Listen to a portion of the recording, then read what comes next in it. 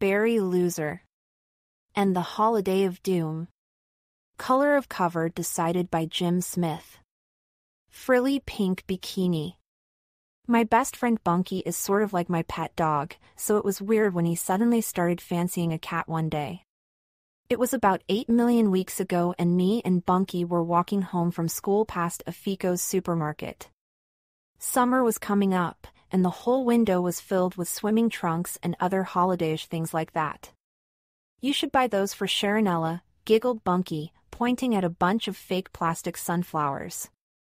Bunky's been saying Sharonella from our class fancies me ever since she said I had a nice nose once. Shut up, Bunky, I said, looking down at my nose and trying to work out what was so good about it. How can someone like someone else's nose? I mumbled, twitching it to see if that made it any better. It's just a nose for smelling stuff with. I tried to think of someone who fancied Bunky's nose, but all I could come up with was my other best friend Nancy Verkenwerken, who's sort of like my pet cat. You should buy that for Nancy, I shouted, pointing at a pink frilly bikini. I was shouting because a plane had started flying over, by the way. Bunky's whole face turned the same color as the bikini, but less frilly. I don't fancy Nancy, he shouted, fiddling with a bit of old bubblegum someone had stuck on the wall. I looked at Bunky. Something about the way he'd said it made me wonder if he actually did fancy her. He'd definitely been smiling a lot at Nancy recently, but then Bunky smiles at everyone. That's what sort of pet dogs do. And that's when I noticed something. The whole time we'd been standing there, Bunky had been busy squidging the bubblegum into the shape of a heart. What in the name of unkeelness? I gasped, which is what my favorite TV star future rat boy says when he can't believe his eyes. Huh, said Bunky, gazing through the window at a pair of sunglasses the same shape as Nancy's specs. I looked at my half-dog, half-best friend and imagined him bounding through a field of fake plastic sunflowers, his dog lead being held by Nancy Verkenwerken instead of me. All of a sudden I felt a bit queasy. I'm going to be sick, I shouted, even though the plane had completely flown off. Plunked in. When I got home my mom and dad were standing in the kitchen, smiling like it was Christmas morning. What is it? I said, hoping they'd finally bought me a puppy. I'd been asking for a real-life pet dog for 9 trillion years now, and I still didn't have one. Barry, you know how we're going on our caravan holiday to Plumpton this weekend? Said my mom. She had a tea towel on her shoulder, and my dad was standing right behind her, leaning his head on it like a cabbage. Yeah, I said, splitting my yeah into 2 bits because of how cool Plumpton is. Well, your mom and me were thinking maybe you'd like to invite a couple of your little pals along, said my dad's cabbage head. The words swam down my ear holes and into my legs, making them go wobbly. Leaned against the washing machine, which had been busy washing our best clothes for Plumpton all week. What, like Bunky and Nancy? I said all shakily, probably because the washing machine was wobbling around like some kind of giant metal jelly cube. Yes, like Bunky and Nancy, chuckled my mom, and I gave her a cuddle, imagining how disgusting it'd be if she was Sharonella from my class. I picked up the phone to tell Bunky and Nancy, then changed my mind, deciding it'd be cooler to see their excited little dog and cat faces face to face. After that I played 19 games of Future Rat Boy on my Fico's Gamwade to celebrate.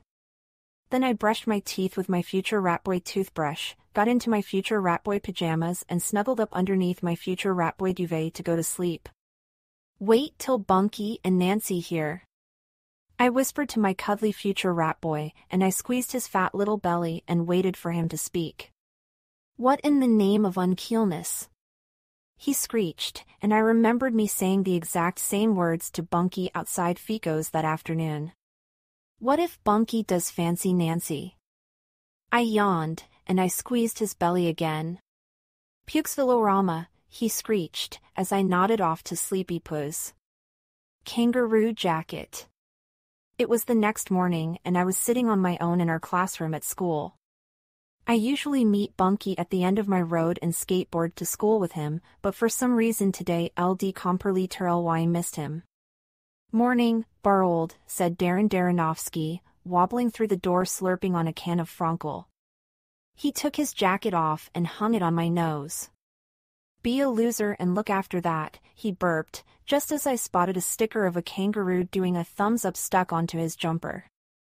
Our teacher, Miss Spivak, had started giving out scratch-and-sniff stickers to people for being well-behaved, and even though I'd been a good little berry for about 9 trillion days in a row, I still didn't have one. How in the name of loserness did you get that? Elle said, because Darren's the baddest behaved person in the whole class. I peeled it off Gordon Smugly's jumper when he wasn't looking, grinned Darren, giving the sticker a scratch, and I breathed in through my nostrils to see if it really did smell of kangaroo, not that I could smell anything apart from the inside of Darren's jacket, which actually did stink a bit like a kangaroo LD smelled at Mogden Zoo once. That's not fair, I said, standing up and waggling my nose, and Darren's jacket flew off my nose into Miss Spivak's bin. Ooh, what a lovely strong nose you have, Baza, said an annoying voice, and I spotted Sharonella sitting down at the table next to me, stinking of perfume. All of a non-sudden Miss Spivak walked into the classroom with Honk the class parrot on her shoulder. I saw that, she squawked.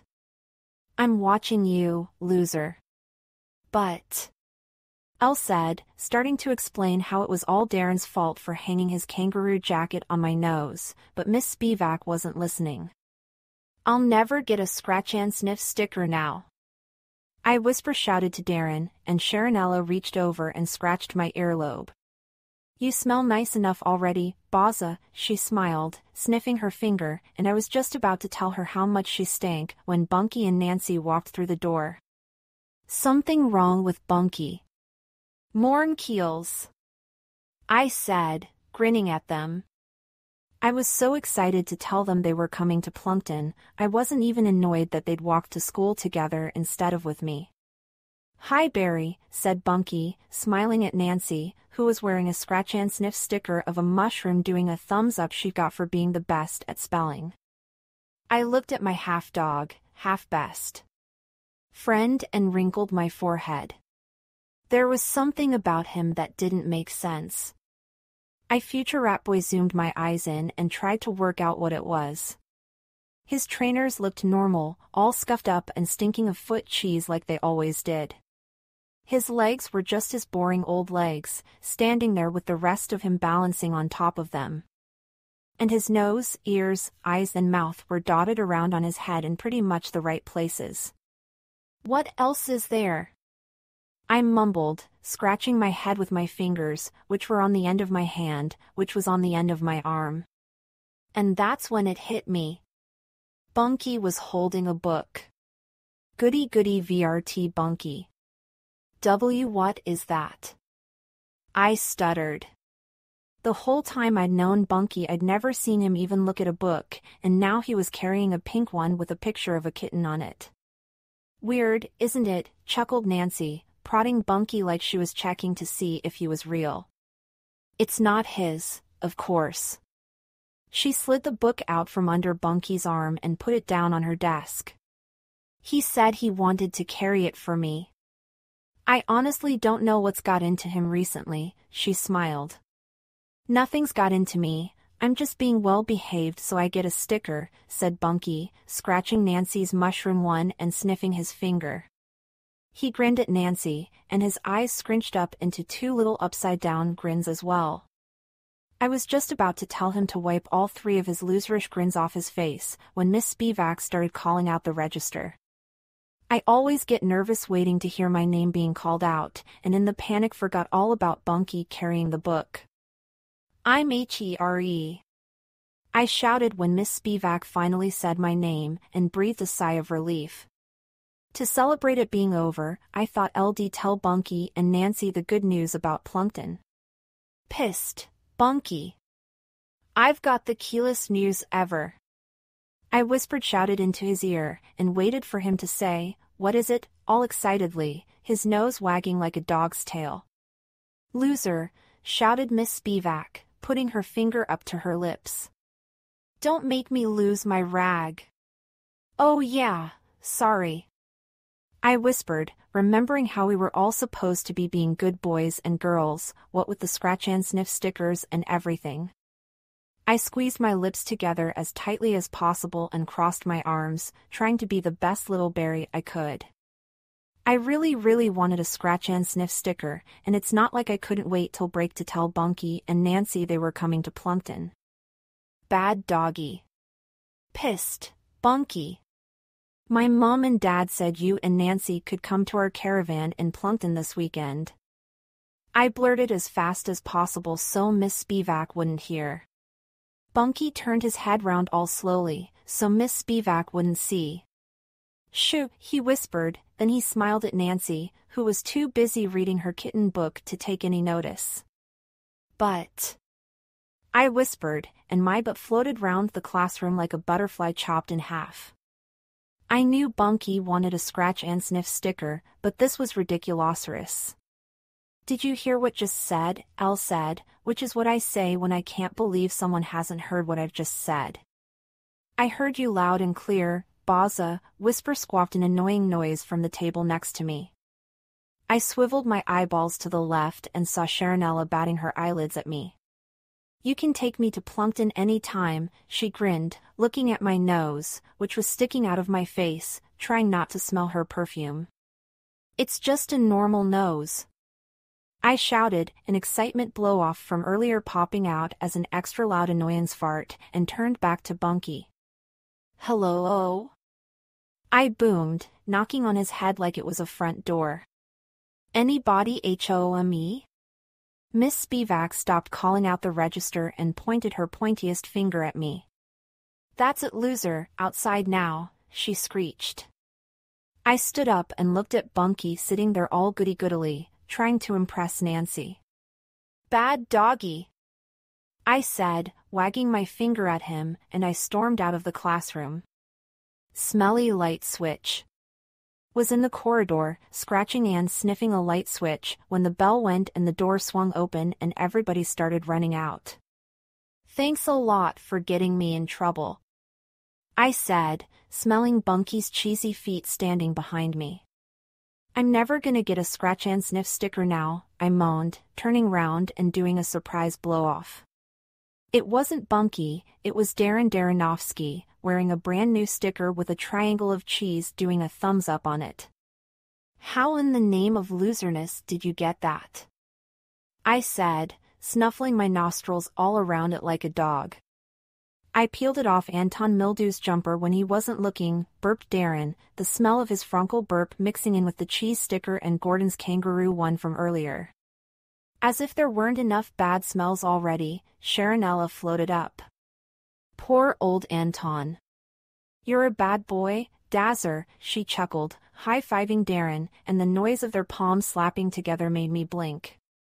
When I opened my eyes again 12 milliseconds later, Bunky was walking out of the classroom behind Nancy Verkenwerken. I turned round to tell him off for getting me in trouble and gasped. Stuck onto his jumper was a scratch and sniff sticker of a diplodocus doing a thumbs up. Plankton. What in the name of unkeelness? I shouted, even though there wasn't a plane flying over. Miss Spivak gave it to him for being a good little doggy, cackled Darren, and Sharonella giggled. I looked at Bunky, standing next to Nancy like he was her dog instead of mine, and completely lost my rag. What has got into you, Bunky? I shouted, sounding exactly like my mom. Bunky looked down at me and smiled, but not the way he would have if I'd been Nancy. Oh yeah, sorry about in there, Barry, he said. What were you saying about plankton? Plankton. It's plankton. I shouted, my voice bouncing off his belly because of how short I am. My mom and dad said you and Nancy could come on our caravan holiday to Plumpton this weekend. Bunky looked at Nancy, then at me, like a dog trying to decide which one of us was its real owner. Thing is, he said, fiddling with a drawing pin sticking out of the wall. I peered into his face, which he was wrinkling up like a piece of bubblegum, and wished I'd told him about Plumpton over the phone after all. You see, me and Nancy and her mom and dad and baby brother Keith were sort of gonna go and buy a kitten this weekend, he said, scratching his Diplodocus sticker so he didn't have to look at me. The words swam down my ear holes into my legs, making them go wobbly. Wait a millisecond, let me get this straight, I said, sounding like the detective in my mom's favorite TV show. You were gonna buy a kitten without telling me, and now you're saying no to the holiday of a lifetime? I couldn't believe my ears, eyes, nose, legs and arms all put together. It's not like that, Barry, said Nancy. We would have invited you, but we knew you were going to Plumpton. Yeah, and we didn't know you were gonna invite us, said Bunky, looking all confused. My legs gave way from all their wobbling, and I reached an arm out for somebody to catch me. Help me, I think I'm going to faint. I gurgled, and Sharonella ran forwards and caught me in her arms. I'll go to Plumpton with you, Baza, she whispered in my ear, and it tickled, but not in a funny way. I lay in Sharonella's arms, working out if I should take her to Plumpton, just to teach Bunky and Nancy a lesson. And then I heard a voice. I suppose we could always get the kitten another weekend, said Nancy, and I held my breath. You mean you'll come to Plumpton? I gasped, even though I was supposed to be holding my breath, and my sort of pet dog and cat both nodded their heads. Cat ears. I'm so glad you changed your minds. I beamed, walking home from school with Bunky and Nancy on Friday afternoon. I was in the best mood ever, even though still didn't have a scratch and sniff sticker. It's gonna be the keylist, barked Bunky. I fished around in my pocket for an old thumb sweet I'd been saving and threw it into his mouth. Thumb sweets are my favorite, he spluttered, bits of chewed-up thumb splattering all over the pavement. Nancy smiled, swishing her ponytail like it was a cat tail. Tell us more about Plumpton, Barry, she said, even though I'd been going on about it all week. Oh my keelness, where do I starty puz? I said, doing a quadruple reverse upside-down salute with both hands, which is what I do when somewhere is as keel as Plumpton is. There's this amaze-keel place called Gino's Pizza that does the tastiest pizza in the whole wide world, amen, said. I'll introduce you to Gino. He's the person who owns it. Nancy glanced at herself in the reflection of the Ficos we were walking past and chuckled. A place called Gino's Pizza owned by a person called Gino? What will they think of next? She smiled. Gino is the keylist. He sells these tiny little slices of pizza the exact same size as cat ears. I said, pointing at Nancy's head, right where her ears would go if she was a real-life cat. Let me guess what he calls them. Cat ears, said Nancy, and I nodded. Spotting that bit of bubblegum Bunky had squid get into a heart, still stuck on the wall. What does he call his chocolate ice cream? Dog poo, laughed Bunky, and I sniggled through my nose, wondering if this was the happiest I'd ever been in the history of me being alive. I love you guys. One said, and didn't even care when they looked at me like I was the biggest loseroid in the whole wide world, amen. Frankie Teacup is dead. We walked up to my front door and put the key in and turned it. Sorry if that was a really boring sentence, by the way. I could tell something weird was going on as soon as Elle opened the door. Partly because I'm good at noticing things like that, but also because my dad was lying face down on the carpet, banging his fists against the floor, crying. Say it isn't so, Frankie, he bawled, his favorite Frankie Teacup and the Saucers song playing on the radio. I walked up to my dad and tapped him on the shoulder with the end of my foot. What in the unkeelness is going on? I said, feeling a bit embarrassed in front of Bunky and Nancy. Frankie Teacup is dead, huffed my mum, pulling a ginormous suitcase down the stairs and plunking it on the carpet next to my dad. No, oh! Screamed my dad, and I wondered if the suitcase had landed on his fingers.